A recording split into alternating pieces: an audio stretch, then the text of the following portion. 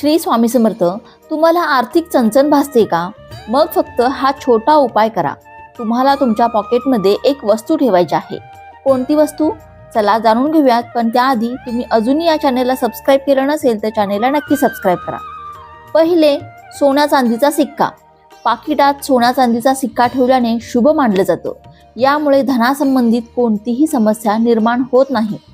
दुसरे, अक्षता.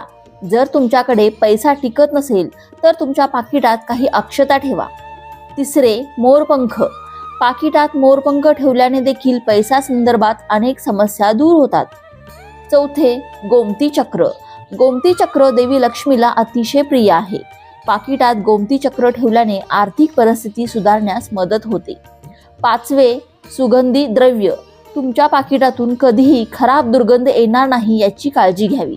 त्यासाठी पाकिटात नेहमी सुगंधी अत्तर लावावे.